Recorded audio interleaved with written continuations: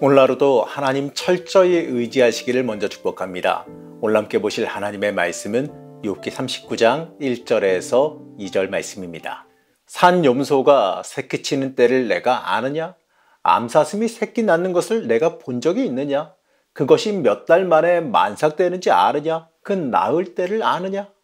오늘도 엔게디 말씀 묵상과 함께 하시는 성도님들을 축복합니다. 하나님께서 드디어 욥에게 등장하셨습니다. 이제 39장은요, 하나님의 계속된 말씀이 이어지고 있습니다. 그동안 길게 이어져 왔던 욥과 세 친구의 그 논쟁에 대해서요, 이제 하나님께서 답하십니다. 하나님께서는요, 먼저 이 땅과 하늘, 이 음부와 같이 우주 전체 영역이 하나님의 통치 아래에 있다는 것을 먼저 말씀하십니다. 하나님께서 등장하시면요, 하나님께서 등장하시면 이 모든 논란, 지금까지 이야기되어 왔던 그 모든 논란에 대해서 이 답을 말씀해 주시고 누가 틀렸는지 맞았는지 이 잘잘못을 다 가려주실 것으로 기대가 됩니다. 그런데요, 우리 기대와 달리 하나님께서는 그렇게 하지 않으셨어요. 그렇게 하지 않으시고 전혀 생각지 못한 다른 이야기를 하십니다. 오늘 말씀에서 하나님은 이 동물 10마리, 이 특별한 이 동물 10마리에 대해서 일반적으로 우리가 알고 있는 이 동물 10마리에 대해서 말씀하세요. 이 내용은요, 한마디로 하나님의 주권적인 섭리와 하나님의 지혜와 이 무한한 권능, 바로 여기에 대한 말씀입니다. 하나님은요, 욥과 이 친구들이 논쟁했던 이 고난의 이유에 대해서요, 이 직접적인 답변을 주시지 않았습니다. 그것보다 하나님의 놀라운 이 주권적인 섭리와 하나님의 전지전능하심, 하나님의 권능에 대해서 말씀하십니다. 한계가 많고 연약한 인간, 맞죠? 우리가 한계가 많고 연약한 건 맞습니다. 한계가 많고 연약한 그 인간인 그 욥도 인간이니까 그 욥이 그 자신의 한계와 그 무지를 깨닫게 하시려고 하는 겁니다. 하나님은요, 욥에게 닥친 이 고난에 대한 이 단편적인 문제 해결, 당장의 이 고난에 대한 해결, 그것만 말씀하시는 게 아니에요. 하나님은 이 하나님의 섭리 앞에서요, 사람이 하나님 앞에 아무것도 아니라는 것을 깨닫길 원하십니다. 한마디로요, 하나님의 역사와 섭리 앞에 이 사람은 아무것도 아니라는 것을 잘 깨달아 알고 깨달아 보라는 겁니다. 그러니 하나님의 역사와 섭리 앞에 전적으로 우리가 순종해야 된다는 그 사실을 가르쳐주고 계신 겁니다. 오늘 말씀은요, 이러한 맥락에서 우리가 읽어 나가야 됩니다. 오늘 말씀에서 하나님은 야생동물의 세계를 말씀해 주시지요. 그들의 습성과 특성에 대해서 욥에게 오히려 질문하십니다. 네가 그에 대해서, 욥아, 네가 그 생물들에 대해서, 그 생명들에 대해서 얼마나 잘 알고 있느냐라고 물어보십니다. 하나님은 이 사람이 통제하기 어려운 그 야생 짐승을 말씀하시면서요, 그 야생 동물들도 이 하나님께서 세밀하고 철저한 섭리로 관리하신다라는 것을 말씀합니다. 이 동물 세계에서 일어나는 그 신비한 질서를요, 욥에게 말씀하시면서 이 그들의 습성조차 제대로 알 수가 없고 통제할 수도 없는 그 욥에게 그 무지함과 한계를 깨닫게 하시길 원했습니다. 욥의 눈에 보이는 그 동물들의 특성과 습성도요, 사실 온전히 깨닫지 못하고 다스릴 수도 없는 거 아니겠습니까? 사람이 우리가 눈에 보이는 그 동물들요, 다 알고 있는 것 같이 보이죠? 그러나 아직도요, 발견되지 아니한 동물들이 존재하고요. 실제로 우리가 그 동물들의 습성이나 이런 것들을 전혀 파악하지 못하는 동물들도 여전히 존재하고 있습니다. 여러분, 이걸 깨달아 알아야 돼요. 욥도 마찬가지예요. 그렇기 때문에 욥이 알 수 있는 게 다 한정적이라는 얘기예요. 사람이 알 수 있는 게 한정적이라는 거죠. 그러한 욥에게 하나님의 주권적인 섭리 가운데에서 이 사람이 만나게 되는 그 고난과 하나님의 섭리를 깨닫고 알려고 하는 것이 얼마나 어리석인 것인지를 알려주시는 겁니다. 한마디로요, 사람이 자신의 그 고난, 또 하나님께서 움직이시는 그 섭리, 이걸 갖다가 사람의 지혜와 사람의 생각으로 재단하려고 드는 것, 파악하려고 드는 것, 그거 자체가 어리석은 일이라는 것이지요. 사실 우리가 이해하고는 싶어 하지만 이해하기 어려운 게 바로 우리 인생 문제 아니겠습니까? 내 인생의 문제, 내 미래의 문제, 내 앞일의 문제 알고 싶지요. 이해하고 싶죠. 저도 제 앞일에 대한 이야기요, 제 내일에 대한 이야기요, 궁금합니다. 하나님이 어떻게 끌어가실지 너무나도 궁금하고 또 물어보고도 싶고 알고도 싶습니다. 하지만 하나님이 어떻게 이끌어 가시는지, 왜 이렇게 이끌어 가시는지 그건 이해할 수가 없어요. 아니, 이해 못하는 게 맞을 거예요. 그게 왜냐면요, 우리의 인생이 원래 그렇기 때문에 그렇습니다. 우리의 인생에 왜 이런 고난이 다가오는지, 내 인생에 왜 이러한 문제가 다가오는지, 또 하나님께서 이 인생의 문제와 어려움을 통해서 무슨 일을 하시려고 그러는지, 나를 어떻게 이끌어 가시려고 하는지 사실 우리는 이건 알 수가 없어요. 이 하나님의 섭리요? 이 하나님의 섭리는 우리가 유한한 인간이기 때문에, 우리가 인식하기에는 너무나도 거대하기 때문에 하나님의 뜻을 온전히 이해하는 건 어렵습니다. 불가능합니다. 오히려 이해하려고 하는 그 모습이 마치 불가능한 것을 하려고 하는 미련한 행위처럼 보일지도 모르겠습니다. 우리의 과학이 많이 발전했다고 해요. 물리학도 많이 발전했고 또 우주과학도 많이 발전했다고 합니다. 하지만요, 아직도 하나님의 창조물인 이 지구에 대해서, 이 하나님의 창조물인 생명들에 대해서, 우주에 대해서 사람이 아는 것은 극히 일부분의 지식밖에 안 된다는 겁니다. 하나님께서 창조하신 이 사람에 대해서도요, 우리가 아는 것은 굉장히 미약하다 그래요.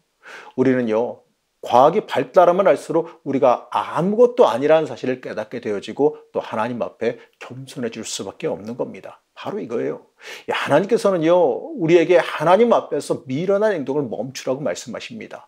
우리에게 필요한 것은요, 하나님의 섭리를 깨닫고 하나님의 섭리를 내가 판단하고 재단하려고 드는 것이 아니라 하나님의 섭리 위에 순종하며 그 위에 올라타고 따라가는 일이에요. 하나님의 그 섭리 위에 올라타서 하나님의 섭리로 이끌어 가시는 것을 내 인생에 순전하게 받아들이는 것이 가장 중요합니다. 여러분, 구경만 하다가요, 이 구경만 하다가 하나님의 역사하심을 놓치는 일이 발생해서는 안 됩니다. 이해가 안 가더라도 우선 믿음으로 하나님 위에, 하나님의 그 역사 위에 우리가 올라타고 동참하고 있으면요, 이 세상 모든 만물을 주관하시며 이끌어 가시는 하나님의 역사에 우리가 동참할 수 있게 되는 겁니다. 하나님은 계속해서 욥에게 이 동물의 습성에 대해서 질문하세요. 이 구체적으로 타조, 말, 매, 독수리, 이러한 생물들을 들어서 그들의 특성을 말씀하시고요, 그 특성을 만드신 분의 그 능력과 지혜에 대해서 말씀하십니다. 하나님은 이 알을 품지 않고 새끼를 보호하지도 않는 그 타조를 말씀하시면서요, 그것이 하나님께서 지혜를 주지 않으셨기 때문이라고 말씀하십니다. 그리고 타조의 특별한 특성에 대해서도 말씀하시지요. 17절에서 18절 말씀입니다. 이것은 나 하나님이 타조를 어리석은 짐승으로 만들고 지혜를 주지 않았기 때문이다. 그러나 타조가 한번 날개를 치면서 달리기만 하면 말이나 말 탄 사람쯤은 우습게 여긴다. 그리고 말의 힘과 용맹함, 이 매와 독수리의 신비하고 지혜로운 습성을 언급하십니다. 그러면서요, 그러한 습성과 그 능력을 누가 만들고 주셨는지 거기에 대해서 욥에게 너는 아느냐라고 질문하시지요. 어떠한 짐승 하나조차도요, 우연히 존재하는 게 없고 하나님의 주권적인 섭리와 능력에 의해서 이 각기 특유한 습성과 능력을 갖추고 존재한다는 것을 강조하십니다. 한마디로 이 모든 피조물들이 하나님의 세밀한 섭리와 철저한 주권과 인도하심, 하나님의 만지심과 만드심으로 살아간다는 것이지요. 이러한 이 전능하신 하나님 앞에서요, 피조물인 우리 인간, 하나님께서 만드시고 하나님 앞에 아무것도 아닌 우리 인간, 하나님 앞에 철저한 복종과 경배를 해야 되는 겁니다. 이 자연 모든 만물을 하나님의 섭리에 따라 돌보시는데, 우리 인간이라고 해서 하나님의 그 의로운 섭리와 계획에 따라서 존재하지 않겠습니까? 우리가 모자랐다고 하나님의 섭리와 계획에 의해서 별도로 존재하겠습니까? 그렇기 때문에요, 어떠한 비참한 상황 속에 내가 처할지라도 이 사람은 그러한 자리 속에서도 하나님의 의로우신 섭리와 계획을 믿고 의지하며 하나님의 역사하심을 소망할 수 있어야 됩니다. 이해할 수 없는 그 비참한 고난, 이해할 수 없는 그 비참한 그 고난 가운데에서 하나님의 섭리를 이해할 수 없다고 불평하고 이 자신의 처지와 존재에 대해서 한탄하던 그 욥의 그 신앙적인 한계를 하나님께서는 간접적으로 지적하고 계시는 거예요. 여러분, 여기서 우리의 모습을 읽어야 돼요. 우리도 고난을 당할 때, 어려운 일 겪을 때 하나님 왜 이러시는지, 내가 왜 이런 고난을 당해야 되는지, 그 이유가 무엇인지, 왜 나만 이렇게 어려움과 고난을 겪어야 되는지, 여기에 대해서 하나님께 한탄하고 하나님께 따져묻고, 또 어떤 경우에는 불평하고 원망하던 경우도 있지 않습니까? 그러한 경우에서요, 하나님은 우리의 신앙적인 한계를 안타까워하며 보고 계십니다. 왜냐하면 그 이상을 바라보지 못하고 내 자신의 그 당장 당면한 문제만 바라보고 있는 우리의 모습을 안타깝게 보고 계시는 거죠. 우리가 이러한 이 미련한 모습을 지니고 있지는 않은지 우리도 스스로 돌아봐야 돼요. 우리는 이 오늘 말씀을 통해서요, 우리 역시 하나님의 그 주권적인 섭리와 하나님의 그 주권적인 능력으로, 하나님의 능력으로 창조된 사람들임을 깨달아야 됩니다. 그리고 나에게도요, 하나님의 그 의로우신 계획, 하나님의 그 놀라운 섭리, 하나님께서 만들어 가시는 그 역사함이 있다라는 그 사실을 우리가 다 함께 믿고 하나님의 그 역사하심에 순종하는 삶을 살아갈 수 있어야 됩니다. 지금까지 이어진 하나님의 1차 메시지는요, 하나님의 그 무한하신 그 주권적인 섭리와 능력, 그리고 그에 대비되는 우리 인간의 무능함과 어리석음에 대한 강조예요. 그렇기 때문에요, 우리의 그 무능함을 먼저 인정할 수 있어야 돼요. 우리가 이 어떤 문제와 이 어려움을 마주했을지라도요, 하나님께서 그 의로운 섭리와 능력으로 나를 이끌어가고 계신다는 그 사실을 믿어야 됩니다. 그리고 그 하나님의 능력에 나를 내어 맡기고 하나님께 복종할 수 있어야 됩니다. 여러분, 그러할 때요, 하나님께서 주시는 소망이 우리와 함께함을 믿으시기 바랍니다. 하나님의 놀라운 은총과 복, 이게 여러분과 함께한다는 사실을 믿으시기 바랍니다. 우리가 이것을 잊지 말고요, 믿고 하나님의 역사함을 의지할 수 있어야 됩니다. 잘 알려진 예화가 하나 있어요. 이 젊은 자동차 정비사가 중고차를 사서 열심히 수리해서 새 차처럼 만들어서 여행을 떠났다고 합니다. 그런데 도중에요, 엔진이 멈추어서 차가 섰어요. 이 차를 열심히, 그래도 자기가 정비사니까 열심히 정비하고 고치고 있는데, 지나가던 이 어떤 노인 한 분이 차를 세우고 다가와서 같이 그 작업하는 걸 옆에서 들여다보고 있어요. 이 젊은 정비사는 자신이 정비사라서 아무 문제가 없으니까 방해하지 마시고 가던 길 가시라라고 말했습니다. 그런데 아무리 자신이 고치고 이렇게 살펴보고 해도 고쳐지지가 않는 거예요. 그러자 옆에서 구경하고 있던 그 노인이 자신이 조금만 좀 만져보겠다고 하더니 엔진의 한 부분을 조금 아주 그냥 간단하게 조금 건드렸어요. 그리고 나니 갑자기 자기에게, 그 청년에게 시동을 한번 걸어보라고 하는 겁니다. 아니, 자기가 정비사인데 정비사도 못 고치고 있는 걸 그 노인이 뭘 알겠나 싶었지만, 어쨌든 간에 뭐 믿자야 본전이니까 시동을 걸어보니까 걸어봤습니다. 그러니까요, 마치 거짓말처럼 자신이 그렇게 한참 만져도 안 되던 게 그 노인이 조금 만지니까 거짓말처럼 시동이 걸렸다는 거예요. 깜짝 놀란 정비사가 그 노인을 향해서 우선 감사 인사를 먼저 드렸고요. 그 다음에, 아니, 어떻게 하신 겁니까? 근데 당신은 누구시길래 이렇게 이걸 해결할 수 있으십니까? 라고 물어봤습니다. 그러자 그 노인은 대답하길 이렇게 대답했다 그럽니다. 나는 이 자동차를 만든 헨리 포드입니다. 이렇게 대답했습니다. 여러분, 아무리 유능한 정비사라 할지라도요, 이 직접 만든 사람에게는 비길 수 없다는 것을 말하는 것이지요. 사랑하는 성도 여러분, 우리가 우리 인생에 대해서 많은 것을 알고 있다고 생각할지라도요, 창조주 하나님보다 우리가 더 알 수 있는 건 없습니다. 그렇기 때문에 때로는 내 인생이 이해가 가지 않을지라도요, 우리가 그 하나님 앞에 겸손히 머리를 숙이며 맡기는 삶을 살아갈 수 있어야 되는 겁니다. 여러분, 그렇게 살아갈 때요, 우리는 참된 복된 길 위에 올라서며 살아가게 되는 겁니다. 맞습니다, 여러분. 우리를 만든 분은 누구십니까? 하나님이시지요. 이 세상 모든 만물을 주관하시고 이 세상 모든 만물의 주인 되시는 하나님이십니다.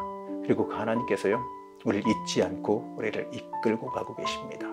하나님께 여러분, 우리가 우리의 인생을 겸손히 내어 맡게 될 이유가 여기 있는 겁니다. 여러분, 그렇게 하나님께 겸손히 내어 맡기는 인생이 우리가 가져야 되는 진정한 믿음이라는 겁니다.